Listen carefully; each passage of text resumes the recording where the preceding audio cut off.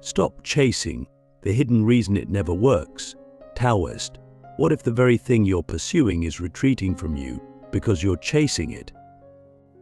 What if the act of striving, of effort, ambition, and relentless pursuit is the reason you never catch what you're after? That's not just a poetic idea. It's a radical, ancient truth that Taoist philosophy has whispered for centuries. Stop chasing. Not because goals are bad, not because desire is wrong, but because chasing disturbs the natural flow of life. And when you disturb the flow, life resists you. Let's start with something personal. I've chased success, relationships, meaning, clarity, just like you. We're wired to do it. From the moment we could walk, we were taught to reach, to grasp, to want more. And every time we got something, money, love, recognition, it didn't take long before the wanting returned. So we chased again. The cycle continues. And we tell ourselves that this is normal. But is it? Click subscribe to this channel to get more profound insights. Imagine this scenario. You see a cat. You try to pet it. The more you approach, the more it slips away. But if you sit still, completely still, it might come to you. Maybe not immediately, maybe not at all. But it won't run from you. That's the paradox. The more you chase, the more things flee. The more you let go, the more they come. Taoism is built around this paradox. The Tao, the way, is not something you chase. It's something you align with. You don't run after it. You empty yourself so it can flow through you. Lao Tzu, the ancient sage who wrote the Tao Te Ching, said, "Those who stand on tiptoe do not stand firm. Those who rush ahead do not arrive." Think about that. We've built a society on standing on tiptoe and rushing ahead. And then we wonder why we're exhausted, anxious, and lost. We've mistaken movement for progress, effort for alignment, striving for mastery. But here's the truth Taoism reveals. The universe doesn't reward force. It rewards flow. The river doesn't push its way to the ocean. It surrenders to gravity, and in doing so, it becomes unstoppable. So why do we chase? Why do we believe that if we stop striving, everything will fall apart? The answer is fear. Fear that we are not enough as we are. Fear that stillness means failure. Fear that we'll be forgotten if we're not always moving. But fear is a liar. It tells you to grip tighter when you should release. It tells you to speak louder when silence would reveal more. It tells you to rush when life is asking you to wait. Now, let's go deeper. Let's talk about why chasing doesn't work, not just practically, but metaphysically. When you chase something, you are reinforcing a message to the universe: I don't have this. I am incomplete. And the universe mirrors that back to you. Every time you chase love, you radiate loneliness. Every time you chase wealth, you radiate lack. You think you're moving towards something, but you're digging a deeper hole inside yourself. Taoism teaches that the more you empty yourself, the more full you become. It's not poetic irony, it's energetic mechanics. So what would it mean to stop chasing? Not to give up, not to stop dreaming, but to stop pursuing with desperation, with tension, with grasping. But it would mean to act with presence, not hunger, to move from your center, not your craving, but to shift from force to flow. Let me ask you something. What are you chasing right now? Be honest. Is it love? Success? Peace? Why are you chasing it? Because you think it will complete you. Because it will finally validate you. Now ask yourself this: have you ever truly caught the thing you were chasing and felt complete? Or did the target just move further ahead? The Tao tells us that everything we seek already exists in the stillness within us. But that stillness is terrifying because it confronts us with the possibility that there's nothing to fix, but nothing to prove, nothing to gain, just being. And being is the one thing we've forgotten how to do. So here's a radical idea: instead of chasing, align. Instead of grasping, receive.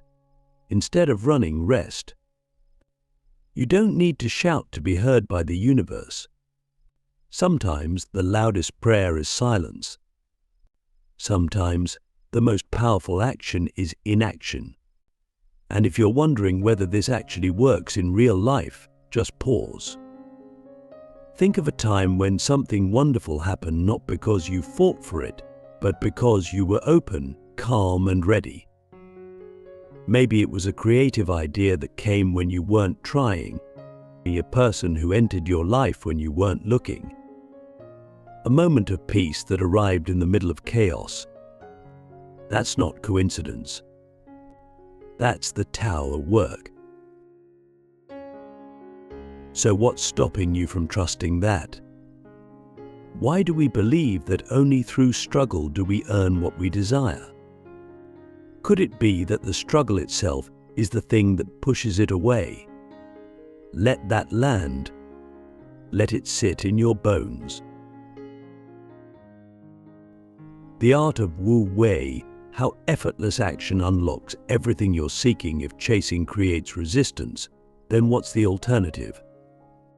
We can't just sit around and wait for life to hand us everything, right? That's the common objection. If we stop striving, won't we become passive, lazy, or irrelevant? But that's a misunderstanding. Taoism doesn't teach inaction, it teaches Wu Wei. And Wu Wei isn't doing nothing. It's doing without force. It's action so aligned with the natural rhythm of life that it feels effortless. It's the kind of action that flows from deep presence, not egoic ambition.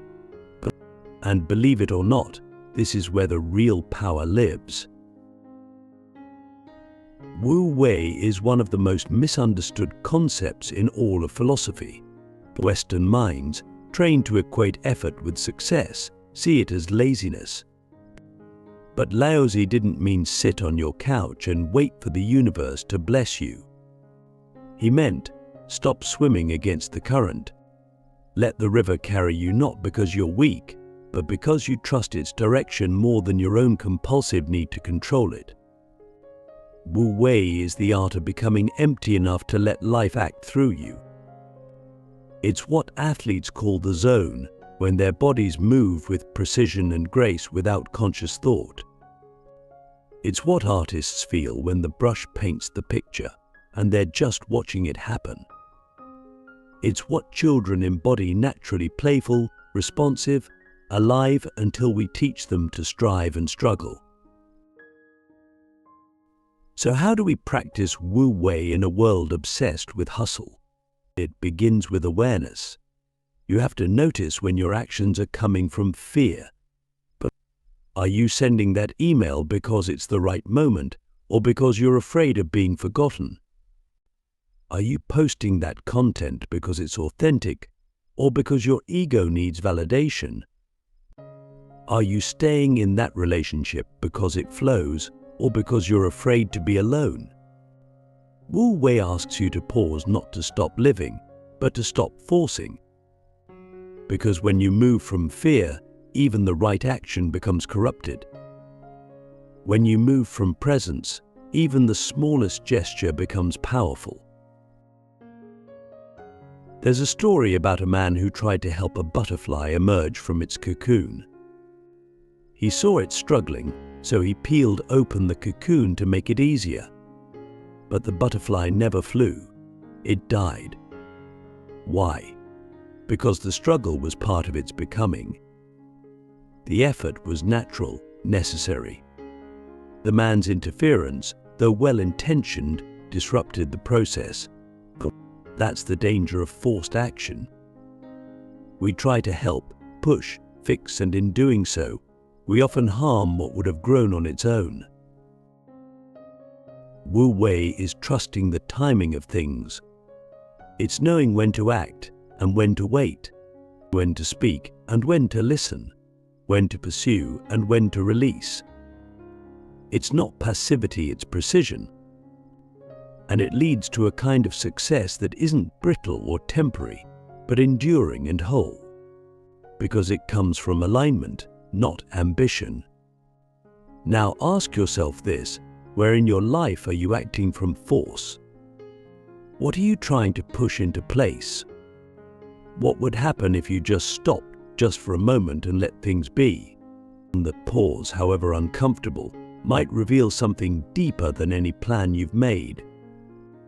It might show you that the thing you're chasing isn't even what you truly want, or that you already had it, but were moving too fast to see. And here's the real magic of Wu Wei: when life flows through you, instead of you trying to control it, you become more effective, not less. You get more done by doing less. You speak less, but your words carry more weight. You move less, but your actions change more. Because you're no longer leaking energy in 1,000 directions. You're aligned, focused, present, alive. Taoist sages weren't unproductive. They were masters of timing. They knew that a well-placed word, spoken at the right moment, could change an empire. That a single stroke of a brush, done in stillness, could hold more beauty than 1,000 hurried ones. That one quiet step in the right direction was more valuable than 100 frantic ones in the wrong. So here's the question: what would your life look like if you stopped trying to make everything happen and started letting what wants to happen, happen through you?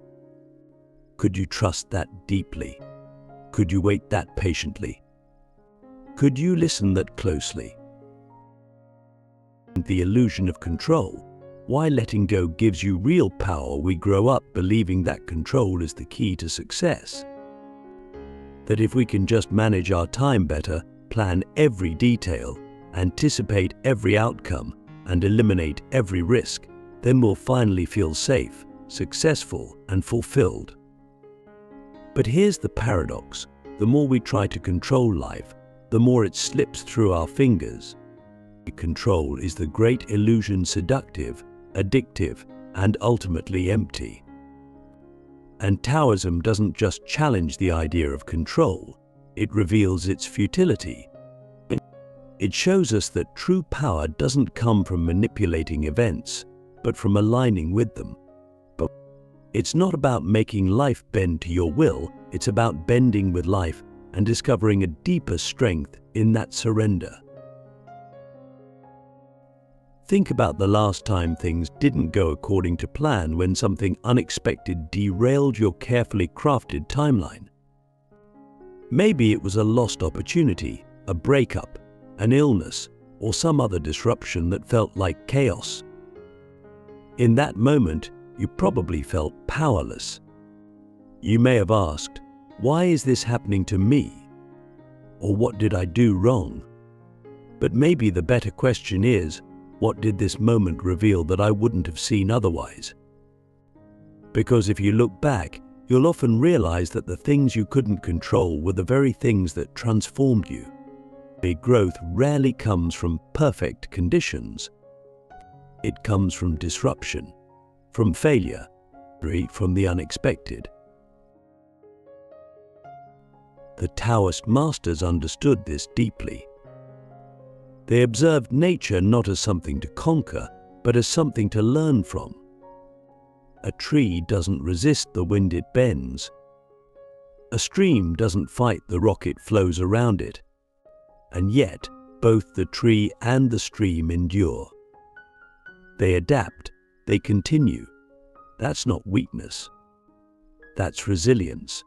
And that's the kind of power we access when we stop trying to dominate life and start dancing with it. But letting go is terrifying, because it means admitting that we are not in control.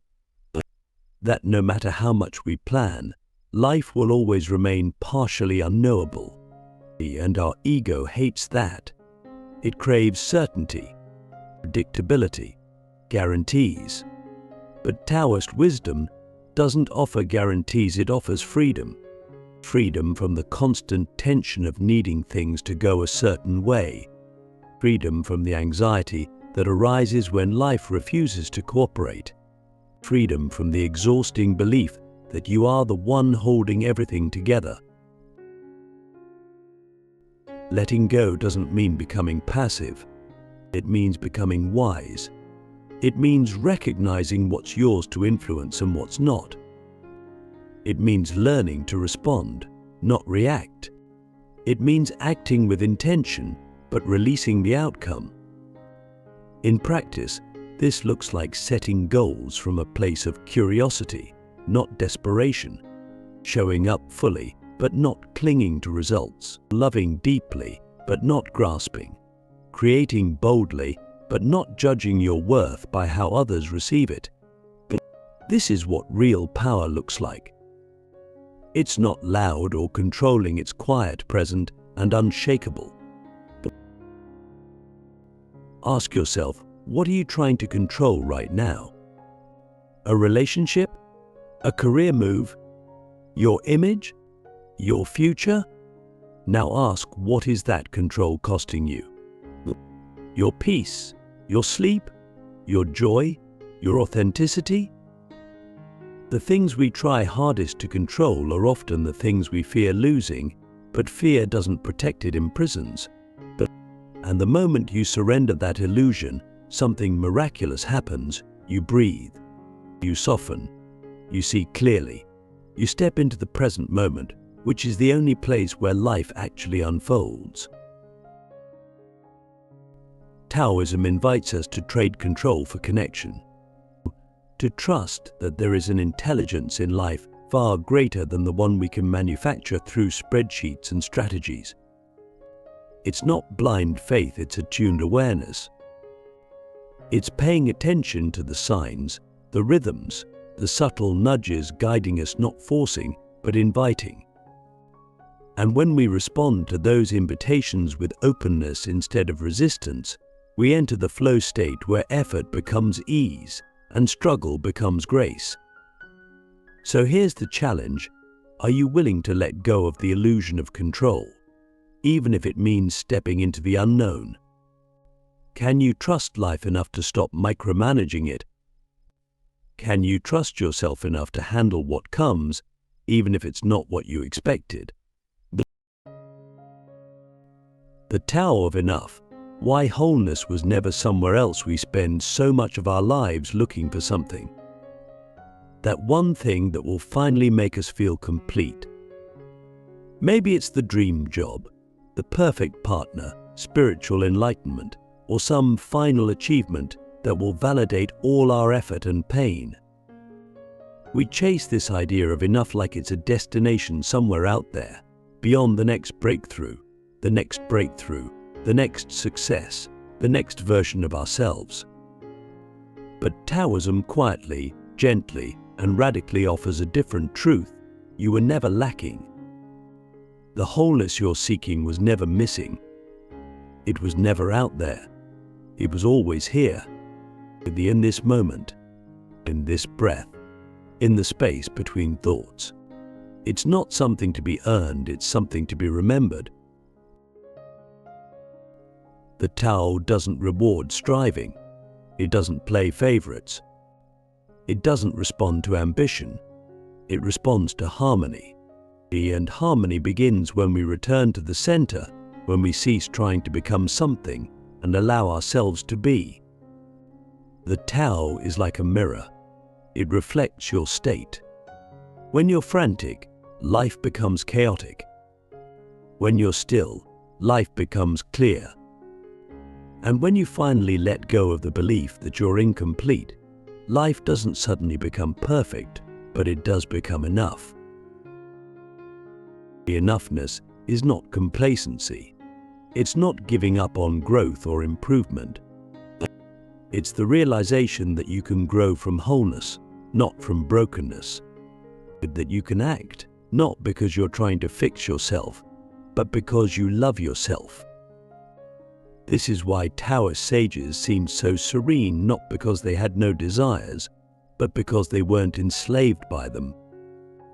They understood that desire is natural, but attachment is suffering. Wanting is fine. Chasing is exhausting. And when you stop chasing, something beautiful happens. You begin to receive. Receiving doesn't mean you'll get everything you want. It means you become open to what's true, to what's real, to what's right for you in this moment, not in some imagined future where everything finally clicks into place. The Tao doesn't give you what your ego wants. It gives you what your soul needs. And often, that's presence. That's peace. That's the quiet knowing that you're already home. But here's the real challenge. Can you be okay without the thing you think you need? Can you sit in the space between desire and fulfillment and still feel whole? Can you experience lack without letting it define you? Most of us can't, because we've built our identity around seeking. We don't know who we are without the chase, without the next thing. But once you stop chasing, you start being. And in being, you begin to see not through the lens of lack, but through the eyes of enoughness. You start to notice the simplicity of breath, the beauty of a quiet morning, the warmth of a moment shared with someone you love, the smallness of your hands, the vastness of the sky. And you realize that life is not a series of prizes to be won. It's a field to be walked through, slowly, attentively, with awe. This is what the Tao offers, not a map to success, but a return to self. Not a formula for greatness, but an invitation to presence. Not a guarantee of comfort, but a path to clarity. And it begins when you stop chasing, when you stop trying to grasp what was never meant to be held, when you sink into this moment fully with nothing left to prove. So I'll leave you with this. What if the thing you've been chasing your entire life has been quietly waiting for you to stop running? What if the peace you crave isn't behind the next door, but behind the noise in your mind? And what if, just for today, you could believe that nothing is missing? Not because you've given up, but because you've come home. This is the Tao of enough.